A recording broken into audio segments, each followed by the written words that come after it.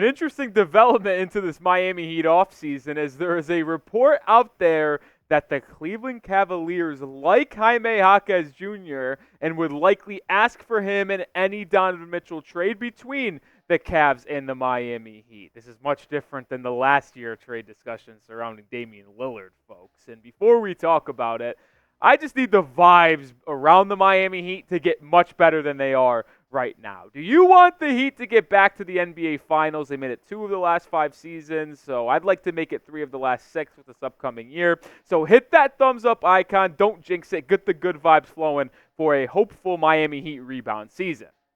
All right, here is the report, and it's coming from HoopsWire, specifically Sam Amico and his partner here. Gilbert and Kobe Altman, Gilbert is the owner of the Cavs, by the way, would look for a lucrative package of multiple draft picks and 1 or 2 young players with star potential in a Mitchell trade. For example, a source told HoopsWire that the Cavaliers would ask for Tyler Hero and Jaime Jaquez Jr. from the Heat in Mitchell trade talks if it gets to that point. And as I mentioned just a second ago, this is already much different from last year. Obviously, the Damian Lillard saga was very long. It was drawn out. It was frustrating. It was draining. And it ended up being a complete disaster for Miami. But it was because that scumbag over there, Joe Cronin, just wanted to spite Miami and not take anything. He wanted to go to the public media. And his mouthpiece Adrian Wojnarowski, sorry, St. Bonaventure alum Woj, but it was the truth, that he just bashed everything Miami Heat had, and like Jaquez wasn't good, Hero stinks, Jovic not worth it. But we've already seen, like in the last week and a half, that the NBA, or at least the Cleveland Cavaliers at least, view the Miami Heat trade assets much differently. They actually still believe Hero can be a valuable piece, it seems like. They obviously believe Jaime Jaquez Jr. is a really good young player that has a lot of upside. Yet to be seen what they think of Nikola Jovic, but I do understand why the Cavs would have an interest in Jaime Jaquez Jr. The 18th pick out of UCLA, yes, older prospect. He was 22 coming in the league. He did a lot of nice things for the Heat and was in their closing lineup, in the rotation right off the jump, averaging 12 a game. If he was able to keep his three-point shooting number at what it was the first 2 months of the season, it was at 36, 37%. That's when he was averaging 13, 14 a game and looking like a potential rookie of the year. He would have had one of the best rookie seasons last year. But that number did dip down to 32.2%, and he really struggled with his shot past 2024, and that kind of led to some issues for Jaquez being able to be as effective. But he did still have a fantastic rookie year. And just yesterday, he was named on the first-team All-NBA rookie squad alongside Brandon Podziemski, Chet Holmgren, Victor Wembanyama, and Brandon Miller. I don't know how I mentally span there on Wemby. But either way, Jaquez was recognized as a top-5 rookie. And if you looked at the individual voting, which I actually put on my Twitter, he was the 4th voted rookie. So there is a lot of, I guess, fans of Jaquez Jr. around the NBA, and this is kind of why Heat fans are hesitant to give him up in a trade package for Donovan Mitchell, even though I feel a little bit differently. So let me ask you this, and don't lie to me, because this is an important question. Would you trade Jaime Jaquez Jr. to the Cleveland Cavaliers for Donovan Mitchell? Let me know your thoughts down below. I'll say this, Heat fans, and I love Triple J. He did a lot of nice things for the Miami Heat. But if there is any part of you that wants the Heat to acquire Donovan Mitchell, get that 3-level scorer, shot creator, and playoff riser that D-Mitch is to add to Jimmy Butler and Bam Adebayo, then the answer has to be yes. You can't answer no to that question if you seriously want the Heat to acquire D-Mitch. And maybe you say the Heat don't need Mitchell. You'd rather run with the young guns. Well, maybe they'll improve, but why would you want to do that if you want to win with Jimmy Butler? And if you want to run with the young guns, then you're telling me you'd want to trade Jimmy Butler, which I don't really see. Now, I will say this when it comes to Donovan Mitchell trade talks. I still do believe you'd have to give up Nikola Jovic in this Donovan Mitchell deal because you will just have to compete with too many other teams that are interested in Mitchell, whether it be the Nets potentially, whether it be the Rockets, the Lakers, which we'll touch on in just a second. But Jovic is also a really good young piece. And to me, this is the trade that is the best trade Miami can offer if it is just a one-team deal, right? If it's just Heat and Cleveland in these trade discussions. Now, they could open up to a 3-team deal where the Heat trade more players, aka they could trade Terry, they could trade Duncan to a third team to help get assets to Cleveland if the Cavs deem it necessary. They need more for Donovan Mitchell. But I think this is very fair. You get Tyler Hero, Nikola Jovic, Jaime Jaquez Jr., a pair of first-round picks, and the Heat get that bona fide scorer that they've been looking for in the backcourt that can be consistent and elevate in the postseason. I think this makes sense for both sides, and I do believe this is the deal that would have to be done if the Heat want to get Donovan Mitchell. We'll talk more about the Cavs and this Mitchell trade here in just a second, including the Lakers. But we are sponsored by PrizePicks, the #1 daily fantasy sports app on the market. It's so easy to play, which makes it so much fun because I'm a simple-minded man and I like simple. All you do is pick more, you pick less. It's really that easy on 2 or more player stat projections, and you could win up to 100 times your money right now with the conference finals taking place. And tonight, the Pacers and Celtics do get underway. I'll go less than on Peyton Pritchard, 9.5 points. More than Aaron Nesmith revenge series, by the way, 16.5 points, rebounds, and assists. And then more than on Andrew Nembhard, half a 3-pointers made. This is a 3-player entry to win 4 times my money. But if you picked 4 or more player entries and picked all demon modes, which is a higher stat projection but a higher payout, you could win up to 100 times your money right now with PrizePicks. Turns your hoop knowledge into some serious cash. They also have quick, easy withdrawals, a lot of different gameplays. There's Flex Friday, there's Taco Tuesday, there's daily specials. PrizePicks is the best way to play daily fantasy sports, so get a first deposit match up to $100 when you download the app and use code CLNS, or go to that link that is in the description and comments of today's video, prizepicks.com/CLNS, and then just input that code CLNS. One more time, pick more, pick less, that simple.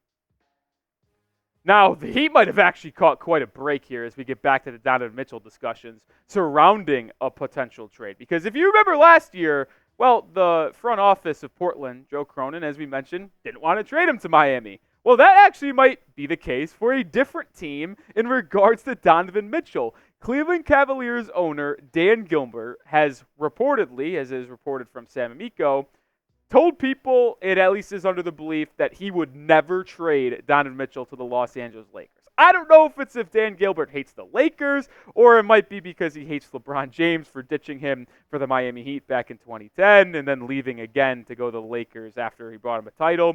I don't know why Dan Gilbert would hate LeBron, to be honest. It kind of feels like LeBron has done everything he possibly could for that organization. But either way, this is very helpful for the Heat if he is not going to be traded to the Lakers, because we've shown this graphic before, and I want to retouch on it here. The Heat are competing against some teams that are reportedly interested in Mitchell that have way more trade assets than them, at least in terms of draft picks. We've talked about the Nets and Rockets both having 9 tradable first-round picks, and the Lakers had 3 tradable first-round picks, alongside Austin Reeves, Rui Hachimura, Jalen Hood-Schifino, a first-rounder from a year ago, and Jared Vanderbilt. But if you do take the Lakers out of this, that gives you a much better chance in terms of getting Donovan Mitchell. Now, I will say, if the Rockets actually wanted D-Mitch and Mitchell was okay signing a long-term extension with the Rockets, well, it really would be over because they have 4 young guns right there that they can trade 1 or 2 of them alongside a boatload of first-round picks, and you're cooked. But you could beat out the Nets with your package if the Cavs want a couple good young players, because as much picks as the Nets have, their young assets really aren't that good. And there are reports out there that people view Tyler Hero as a better trade asset than Cam Johnson and Cam Thomas, which is massive for Miami because it probably puts them over the hump of Brooklyn if the Cavs really do want a kind of player-led package like we mentioned earlier in the video. We have a conversation to close here with the Cavs and what they could look like if they deal this deal with Miami potentially. But make sure you are subscribed to the channel because we are going to have everything covered on this channel in the offseason. So hit that sub button and make sure you stay locked in with us here at Heat Report. I'll say this. I actually do think the Cavs will like Miami's package of potentially Jovic, Jaquez, Hero, 2 first-round picks, because they could flip those first-round picks or they could keep them and just build out a really good young core. I mean, this team, is it going to win the Eastern Conference? No. But it will be competitive. It will make the postseason, and then you could see who fits together after this upcoming year, and then use those first-round picks and other young assets you get back to upgrade their roster. Like, our Garland-Hero backcourt, it can score. Questions on the defensive side and, well, how they could fit together, but those are two 20-point-per-game scorers. You get Jaime Jaquez Jr., who I do think the Cavs really do covet because they believe, and I do think they believe this, he is the perfect connecting piece between the backcourt and the front court. He's 6'6", 6'5". He's versatile. He can play small ball 4. He can play shooting guard. He can handle a little bit. And if he improves that three-point shot, he's a perfect wing that they thought they were drafting a couple seasons ago in Isaiah Okoro. But maybe Jaime Jaquez Jr. is that guy to connect Evan Mobley and Jared Allen. But then you'd also have Georges Niang, Max Strus, and Nikola Jovic off the bench. Like, that is an 8-man lineup. That is pretty solid, folks. And that will be at least competing for the probably play-in 6-seed range in the Eastern Conference, which would probably be all good for Cleveland after getting rid of Donovan Mitchell. But they could also have another way to go in a different avenue, you could say. They could flip Hero to a third team. They could flip Jared Allen to a different team alongside those picks. Like, I've seen a hypothetical trade out there that would be intriguing is like it's a 3-team deal where Jovic maybe goes to New Orleans alongside Jared Allen, and then Cleveland gets Jaquez, Brandon Ingram, and a couple first-round picks for Donovan Mitchell. So there are different avenues that Cleveland could go to, and I think the package that Miami can offer them provides them a lot of flexibility, which is leading me to this. I truly do believe the Cavs like the Heat's potential best offer, and if Pat Riley's willing to make it, I do think this deal gets done, and I'm ready to get hurt again, folks. I am. I tweeted this out yesterday. I do believe Donovan Mitchell is going to be a member of the Miami Heat for the upcoming season, which is not good for my mental health because I also believe that Damian Lillard was a member of the Miami Heat. And that wasn't even just like a percentage chance. That was like, he thought he was already on the team. Might as well get him down to Biscayne Avenue to get some shots up with Jimmy and Bam. That's how much I thought that was already done. But I am ready to get hurt again, which is bring me to this question. What is the percent chance that he gets Donovan Mitchell? I want to know what you guys think, where things stand right now. Give me a number 1 to 100 down below. Or you could have said 0, I suppose. But I'll go 51%, which I still think is pretty high for this, at least early part of the offseason. That's a better than 50-50 chances, barely. But I do believe it makes sense for both squads to move on. And if Donovan Mitchell does convey to the front office of Cleveland that he does not want to sign a long-term extension, they will move off of him this offseason so he doesn't leave the following year for absolutely nothing. And Donovan Mitchell, I tell you, can kind of choose where he goes. He has a lot more power than Damian Lillard did a year ago, by the way, because Lillard had a lot of money and years left on his contract. Mitchell has 1 year left. So if he tells the team, I'm not going to sign a long-term extension with you, like, why would that team then trade for Donovan Mitchell? So Mitchell does have a little bit more power to, I wouldn't say choose what team he goes to, but at least direct himself that way.